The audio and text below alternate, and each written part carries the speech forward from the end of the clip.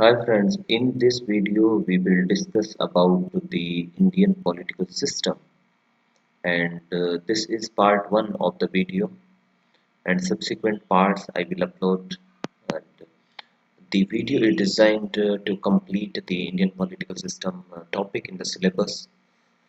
So let's start with the topic. So bef before we go to the Indian political system we need to understand the some key concepts of the Indian politics. So, since India is a democratic government, we see that the democratic government is of two types. One is parliamentary system, and other is the presidential system. So, in India, we have the parliamentary system, whereas in the US, they have the presidential system. Similarly, in the UK, they have the parliamentary system. So we will stick ourselves to the parliamentary system, otherwise it will be more of a political science class. So we'll stick to our syllabus and we'll focus on the parliamentary system. The parliamentary system is also known as cabinet government or Westminster model. Some key characteristics of the parliamentary government are rule of majority party. The party having the majority in the lower house, also known as Lok Sabha, forms the government.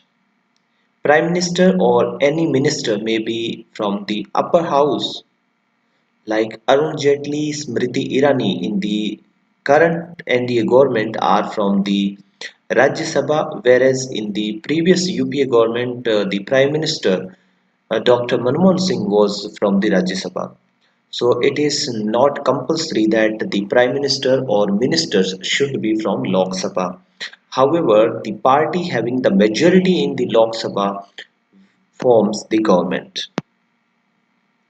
If one political party does not have majority, it can form coalition with other political parties having similar uh, agenda and generally in India we have two major coalitions which are NDA and UPA. NDA is headed by BJP and UPA is headed by Congress. Then in the parliamentary system, Prime Minister is the leader, whereas in the presidential system, the President is the leader. So in India, Prime Minister is the leader. Prime Minister is the leader of the government and he is the head of Ministerial Council and he appoints his ministers from any of the house and he is the executive of the government. Political homogeneity, ministers are generally of same party. In parliamentary systems, the ministers should be having belonging to some political party, and generally the ministers will be having from the same political party or from the same coalition government for parties. Political collective responsibility. This means that Lok Sabha can remove the entire ministry by passing the no confidence motion. The no confidence motion cannot be undertaken or passed against a particular minister. It will be passed against the entire council of minister and the entire government will go if this no confidence motion is passed. In parliamentary system, president is generally a nominal executive whereas the prime minister is the real executive.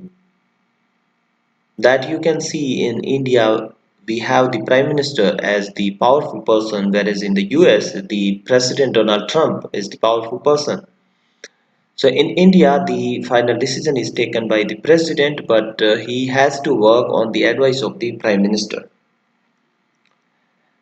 And in parliamentary system, dissolution of the lower house is possible by president on the recommendation of the prime minister. If the prime minister wants to dissolve the house before the term, he can do it by submitting his resignation to the Prime Minister, the President. Then Cabinet and Prime Minister are member of the Parliament. As we have discussed that the Cabinet and Prime Minister both are member of the Parliament. We are not saying member of Lok Sabha or Rajya Sabha. They are member of Parliament. Further, one key points we need to know that it is not necessary that at the time of appointment the Prime Minister or Minister has to be a member of Parliament. Um, any person can be appointed as Prime Minister and Minister, but he has to become member of any house within 6 months of his appointment. Otherwise, his appointment will terminate at the end of the 6 months. Parliament Parliament is consisting of Lok Sabha and Rajya Sabha. Lok Sabha is known as lower house, whereas Rajya Sabha is known as upper house. Members of Lok Sabha are directly elected by the eligible voters, whereas the members of Rajya Sabha are elected by the elected members of the state legislative assemblies.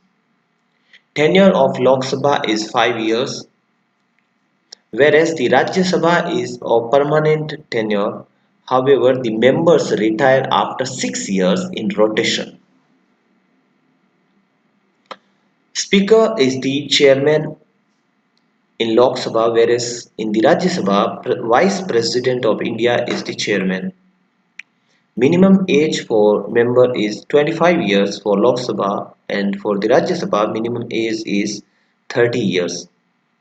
Strength of Lok Sabha maximum it is 545, which will have 543 elected members and 2 nominated members who are nominated by President, belonging to the President and are belonging to the Anglo-Indian community, whereas the strength of Rajya Sabha is 250. Here 238 members are elected and 12 members are nominated by the President,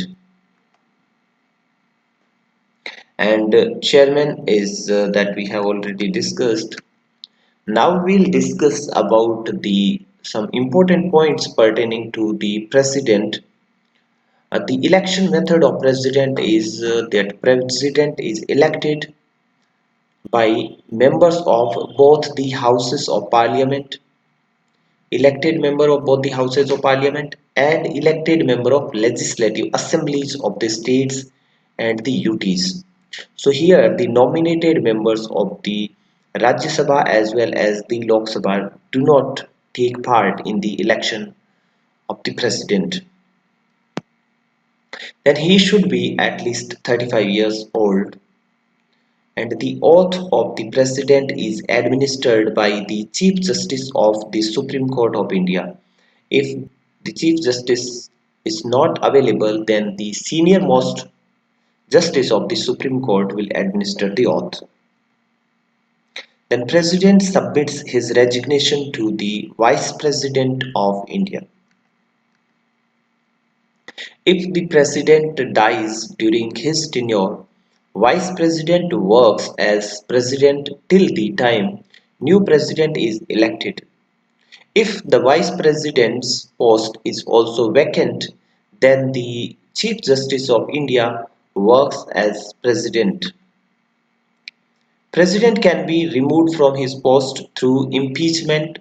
This can be initiated in any house with signature of one-fourth of the members. Ordinance making power under Article 123. The President can promulgate the ordinance during the recess of the Parliament, and which is generally used by the government. Certain bills which are not passed by the Parliament, so during the recess the government get the ordinance promulgated by the President. So these ordinances are as good as law until they are passed by the Lok Sabha, and they need to be passed by the next parliament session, otherwise they will be not valid. Judicial power of the president includes that he appoints chief justice and judges of the Supreme Court. He can reduce or waive the punishment given by the courts, including capital punishment. He is the supreme commander of Air Force, Navy, and Indian Army. He can declare the national emergency as given under Article 352, 356, and 360 that we will discuss in our next video. Then, this is important that money bill can be introduced in parliament only after taking the prior approval of the president. The first thing, that money bill can be introduced in parliament with the approval of president only, and second is money bill should be introduced to Lok Sabha first. He can nominate 12 members in Rajya Sabha and 2 members in Lok Sabha. Now, the Vice President. Election method. Here, both elected and nominated members of the Parliament. In the case of President, it was elected members of the Parliament and the elected members of legislative assemblies of the states and the UTs. Whereas in the case of Vice President, here the members of the parliament, both elected and nominated, participate, whereas the members of the legislative assemblies do not part in the election. Then he should be at least 35 years old and eligible to be elected as Rajya Sabha MP. Oath of the Vice President is administered by the President of India. He can resign from his post by putting his resignation to the President. Impeachment is not required for his removal. He can be removed by resolution passed with majority of the Rajya Sabha and agreed by the Lok Sabha. He acts as ex officio chairman of Rajya Sabha. In this capacity, his powers are similar to that of Speaker in Lok Sabha. He acts as president if the president post is vacant. However, this tenure cannot be more than 6 months. And when the president, vice president is acting as the president during this period, he will not work as chairman of Rajya Sabha. Now, the prime minister. In terms of Article 75 of the Indian Constitution, the Prime Minister shall be appointed by the President. The President, as per conventions, appoints the leaders of the largest party in the Lok Sabha as Prime Minister.